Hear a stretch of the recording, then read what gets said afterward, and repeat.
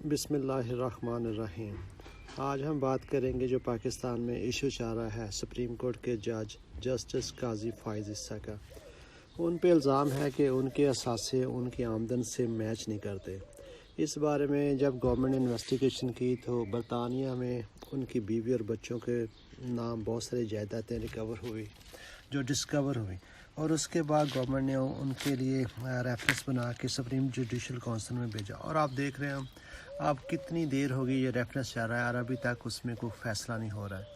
تو اس میں بڑی عجیب باتیں آ رہی۔ تو جو بینچ کے سربراہ ہے جسٹس عطا بندیال، انہوں نے کہا جی جج کے لیے تو کوئی قانون بتا دیں، جج کے لیے جائیداد ظاہر کرنا ضروری ہے یا نہیں ہے۔ ان کی یہ باتیں سن کے بہت افسوس ہو رہا ہے۔ اب جسٹس ہو، آپ کو پتہ ہے پاکستان کا عدالتی نظام کیسا ہے، تو آپ نے پرائم منسٹر کو بھی نکالا، آپ نے بہت سارے ممبر پارلیمنٹ کو بھی اس بات پہ نکالا کہ انہوں نے اپنے اثاثے شو نہیں کیے، اور پھر آپ morality کی بھی بات کرتے ہو۔ جب خود پہ بات آتی ہے تو morality ختم ہو جاتی ہے۔ تو اس مین ججز آر سیکرٹ کو all other people except them must show their property but they are the not people to who can show their property but they have no moral values۔ تو morality کا روز lecture دیتے ہیں بیٹھ کے لوگوں کی پگڑیاں ججز بھی اچھالتے ہیں۔ جب اپنی باری یا اپنے کسی بھائی بندے کی باری آتی ہے تو اس وقت سارے نئے قانون یاد آ جاتے ہیں۔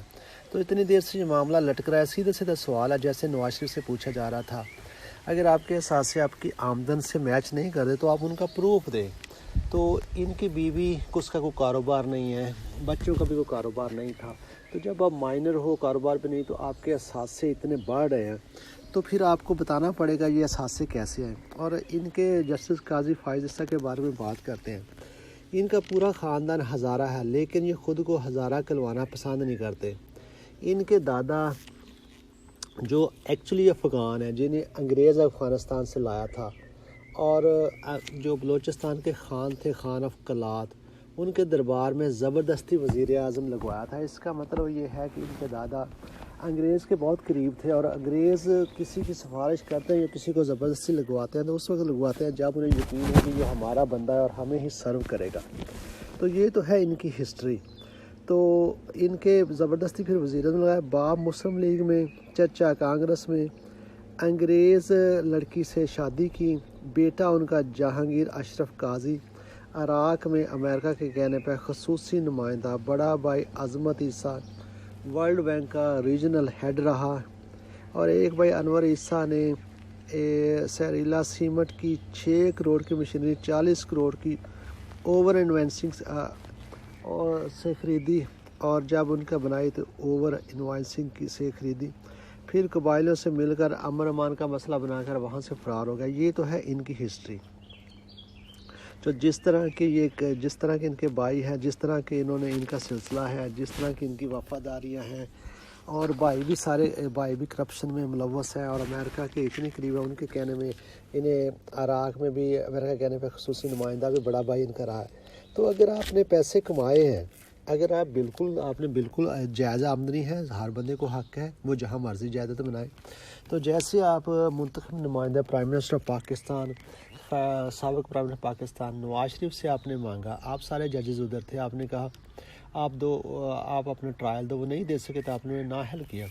تو اس میں کیا امر معنے ہے؟ اگر اتنی دیر سے معاملہ لٹک رہا ہے تو جسٹس قاضی عیسیٰ اور طرح کے تو سوال اٹھا رہے ہیں، جی شہزاد اکبر کو کوئی رائٹ نہیں تھا، ججز کی انویسٹیگیشن نہیں ہو سکتی، ان کے اثاثے چیک کیوں نہیں کیے جا سکتے؟ بھی آپ اصل سوال پہ نہیں آ رہے، آپ اس کا جواب دو۔ یہ جو اثاثے آپ نے بنایا، کیا یہ آپ کی جائز ذرائع آمدن سے بنے یا انلیگل سے؟ تو آپ کو پتہ ہے، سارے دوستوں کو پتہ ہے، جو کچھ عدالتوں میں ہمارا ہوتا ہے، لوئر عدالتوں سے لے کر سپریم کورٹ تک کرپشن، بے شمار کرپشن ہے۔ جو بڑے بڑے وکیل ہیں، ان کے چیمبرز کے جج لگے ہوئے ہیں، وہ اس وقت تک کیس نہیں لگاتے جب کہ ان کے چیمبر فیلو کا جج اس بینچ میں نہیں آ جاتا، پھر اس کے بعد کیسز لگواتے ہیں۔ یہ میرا فرسٹ ہینڈ ایکسپیرینس ہے۔ اور اس کے بعد اگر یہ جج اتنے بااصول ہیں، ان سے پوچھا جا سکتا ہے۔ ایک اور بات جو جسٹس فائز عیسیٰ کے بارے میں ہے، یہ ایک بااصول جج بنتے ہیں، کوئی ان سے پوچھے، آج تک نہیں ہوا۔ یہ بلوچستان ہائی کورٹ کے براہ راست چیف جسٹس لگ گئے. یہ کیسے براہ راست چیف جسٹس لگ سکتے ہیں؟ نہ یہ نیچے سے جسٹس لگے، نہ یہ نیچے سے ہو کے آئے. آج تک براہ راست چیف جسٹس کسی جج کا دنیا میں کہیں بھی نہیں لگا سوائے پاکستان میں.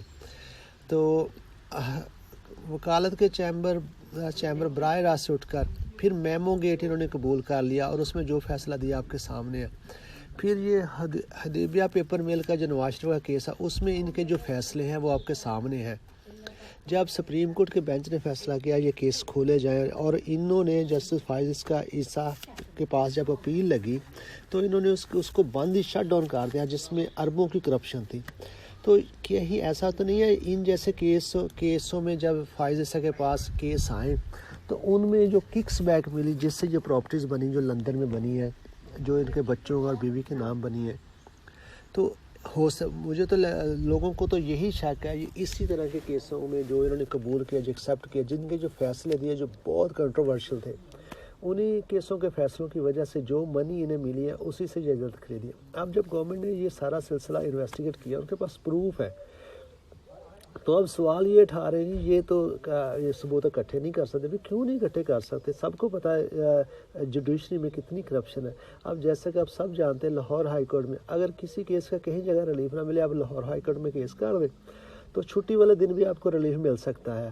اور باقی عوام کے لیے انصاف کا طریقہ کار اور ہے اور یہ جو لیڈران ہیں ان کے لیے طریقہ کار بالکل مختلف ہے. چھٹی کے دن میں گھر بیٹھے بھی اور مجرم پیش ہوئے بغیر بھی آپ کو ریلیف مل سکتا ہے. تو یہ تھی ساری چیزیں اس طرح کی چیزوں سے عام عوام کا جو پاکستان کا عدالتی نظام ہے جن کا پہلے ہی اس پہ اعتماد نہیں ہے اور اعتماد شیک ہوتا ہے لوگ اور فرسٹریٹڈ ہوتے ہیں. قانون سب کے لیے ایک ہے سب کے لیے ہونا چاہیے. جیسے دوسروں کے لیے شو کرنا ضروری ہے کیا ججز کے احساس سے نہیں بڑھتے جب یہ جج بنتے ہیں؟ ایک سوچنے والی بات ہے. بہت سارے وکیل ہوتے ہیں وہ عزت کے لیے آتے ہیں. ایک وکیل ہے جس کی انکم ماہانہ لاکھوں میں ہے وہ لاکھوں کی انکم چھوڑ کے جج بنتا ہے. دو ریزن ہوتی ہے. ایک تو بنتا ہے رسپیکٹ کے لیے آنر کے لیے اور دوسرے بنتے ہیں پیسہ کمانے کے لیے. اگر آپ کی کوئی 5 10 15 20 لاکھ انکم یا 1 کروڑ انکم چھوڑ کے آپ جج بنتے ہیں تو کوئی نہ کوئی اس کی ریزن ہوتی ہے. اگر آپ نے پیسہ نہیں کمایا آپ اساس سے اپنے شو کریں آپ بتائیں یہ کیسے آپ منی ٹریل دیں. اگر آپ ثابت کر دیں یہ بالکل لیگل منی ہے آپ کی حق حلال کی کمائی ہے اس سے آپ نے بنایا تو ویل اینڈ گڈ آپ بری.